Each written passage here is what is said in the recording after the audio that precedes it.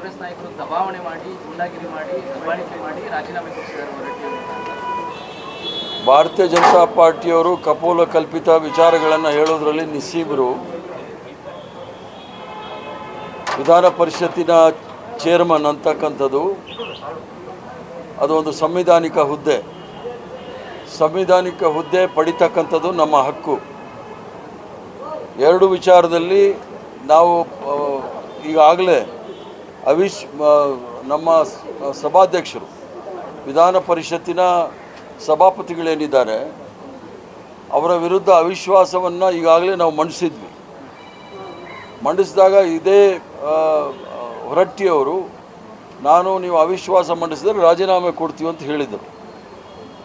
ಮತ್ತು ಮುಖ್ಯಮಂತ್ರಿಗಳು ಮನೆಗೆ ಹೋಗ್ಬಿಟ್ಟು ಸಹ ಹೇಳಿ ಬಂದರು. ಅದೇನು ಗುಂಡಾಗಿರಿನ ದಾದಾಗಿರಿನ?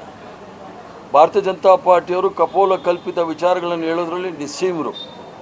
ನಾವು ಸಂವಿಧಾನಿಕ ಹುದ್ದೆಯನ್ನು ಆಪರೇಷನ್ ಕಮಲದ ಮೂಲಕ ತಗೊಳ್ಳೋದಿಲ್ಲ.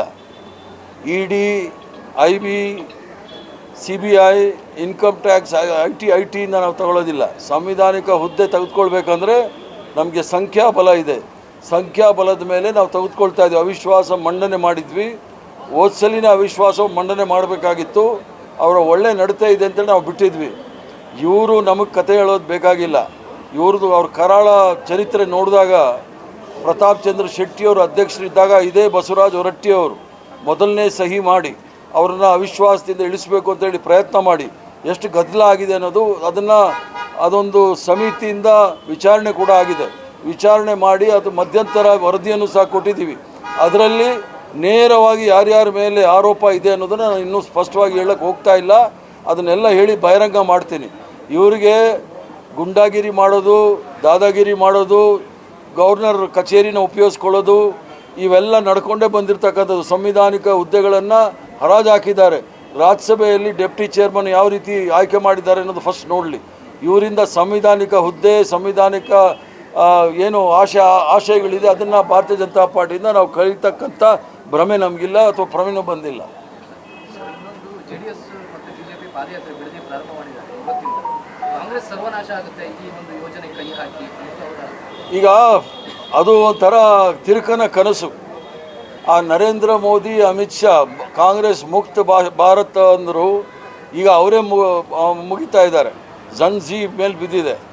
ಕರ್ನಾಟಕದಲ್ಲಿ ಕಾಂಗ್ರೆಸ್ ಮುಕ್ತ ಮಾಡೋದು ಅಥವಾ ಸರ್ವನಾಶ ಮಾಡೋದು ಯಾರ ಕೈಯಿಂದನೂ ಸಾಧ್ಯ ಇಲ್ಲ. ಮತ್ತು ಛಲವಾದಿ ನಾರಾಯಣ ಸ್ವಾಮಿಯವರ ಪತ್ರ ಓದಿದೆ ನಾನು. ಇವರು ಹೋಗಿ ಅವ್ರಿಗೆ ಹೇಳಿದ್ರಂತೆ, ಹೊರಟ್ಟಿಯವರು ಹೋಗಿ ಹೇಳಿದ್ರಂತೆ ಭಯದ ವಾತಾವರಣ ಸೃಷ್ಟಿಯಾಗಿತ್ತು, ನಾನು ರಾಜೀನಾಮೆ ಕೊಟ್ಟೆ ಅಂತ. ಅದು ಹೊರಟ್ಟಿ ಹೇಳಿರೋದಲ್ಲ, ಅವನು ತಡಿಪಾರ್ ಹೋಮ್ ಮಿನಿಸ್ಟರ್ ಇದ್ದಾರಲ್ಲ ಅವರು, ತಡಿಪಾರ್ ಅಮಿತ್ ಶಾ ಅವ್ರು ಹೇಳಿ ಮಾಡಿಸ್ತಾ ಇರೋದಿತ್ತು. ಧನ್ಯವಾದಗಳು. ಸರ್, ಈಗ ಖಾತೆ ಹಂಚಿಕೆ ಇನ್ನೂ ಕೂಡ ಆಗಿಲ್ಲ ಅನ್ನೋ ಬಗ್ಗೆ ಚರ್ಚೆ ಸರ್. ಅಂದರೆ ಅಧಿವೇಶನ ಶುರುವಾಗುತ್ತೆ ಇನ್ನೊಂದು 3-4 ದಿನಕ್ಕೆ. ಖಾತೆ ಹಂಚಿಕೆ ಆದರೆ ಸಚಿವರಿಗೆ ಅಧ್ಯಯನ ಮಾಡೋದಕ್ಕೆ ಈಗ ಸಚಿವರು ಎಲ್ಲರೂ ಕೂಡ ಹಿರಿಯರಿದ್ದಾರೆ. ಯಾರು ಬೇಕಾದರೂ ಯಾವ ಇಲಾಖೆ ಬಗ್ಗೆನೂ ಮಾತಾಡ್ಬೋದು. ನಾವೇನು ನಾಗ್ಪುರ್ ಯೂನಿವರ್ಸಿಟಿಯಿಂದ ಅವ್ರು ಕೇಳಿಸ್ಕೊಂಡು ಬರೆಸ್ಕೊಂಡು ಮಾತಾಡೋದಿಲ್ಲ. ನಮಗೆ ಜ್ಞಾನ ಇದೆ, ಪರಿಜ್ಞಾನ ಇದೆ. ನಾವು ಏನು ನಮ್ಮ ಅನುಭವದ ಮೇಲೆ ನಾವು ಮಾತಾಡ್ತೀವಿ. ಅದ್ರಿಗೆ ಏನು ತೊಂದರೆ ಬೇಕಾಗಿಲ್ಲ. ಯಡಿಯೂರಪ್ಪ ಮುಖ್ಯಮಂತ್ರಿ ಇದ್ದಾಗ ಎಷ್ಟು ದಿವಸ ತೆಗೆದುಕೊಂಡಿದ್ರಂತೆ? ಮತ್ತು 55 ದಿವಸ ತೆಗೆದುಕೊಂಡಿದ್ರು. ಅದು ಬಸವರಾಜ ಬೊಮ್ಮಾಯಿ ಇದ್ದಾಗಲೂ 17 ಖಾತೆ ಮಾತ್ರ ಕೊಟ್ಟಿದ್ದರು. ಅವ್ರ ತಪ್ಪೇನಿಲ್ಲ, ನಾವು ಸರಿಯಾಗಿ ಹೋಗ್ತಾ ಇದ್ವಿ. ಅವರಲ್ಲಿ ಇದಿಲ್ಲ, ಮೆಟೀರಿಯಲ್ ಇಲ್ಲ. ನಮ್ಮಲ್ಲಿ ಎಲ್ಲ 5-6 ಟರ್ಮ್ ಇರೋ ಶಾಸಕರಿದ್ದಾರೆ, ಮಂತ್ರಿಗಳಿದ್ದಾರೆ. ಎಲ್ಲದಕ್ಕೂ ಉತ್ತರ ಕೊಡೋಕ್ಕೆ ತಾಕತ್ತಿದೆ. ಮಾಡ್ಬೋದಲ್ಲ, ಅಧಿವೇಶನ ಎದುರಿಸ್ಬೋದಲ್ಲ, ಏನು ತೊಂದರೆ ಇಲ್ಲ. ಅಧಿವೇಶನ ಮೊದಲು ಎಲ್ಲ ಖಾತೆ ಎಲ್ಲ ಹಂಚಿಕೆ ಆಗುತ್ತೆ. ಅಷ್ಟೊಂದು ನಿಮಗೆ ಅವಸರ ಬೇಡ.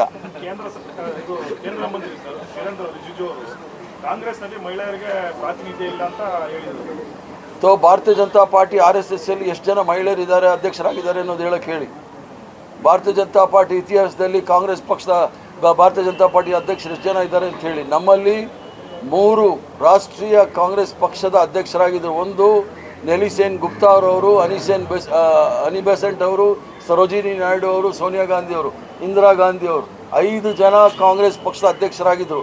ಭಾರತೀಯ ಜನತಾ ಪಾರ್ಟಿಯವರು ಯಾವುದೋ ಒಂದು ಮಹಿಳೆ ಅಧ್ಯಕ್ಷ ಇರಲಿ, ಒಂದು ಕಾರ್ಯಕಾರಿ ಸಮಿತಿನಲ್ಲೂ ಇಡೋದಿಲ್ಲ. ಅವ್ರಿಗೆ ಮಹಿಳೆಯರ ಬಗ್ಗೆ ಕಾಳಜಿ ಇಲ್ಲ, ಅವ್ರಿಗೆ ಹುಡುಗರ ಬಗ್ಗೆ ಕಾಳಜಿ ಜಾಸ್ತಿ.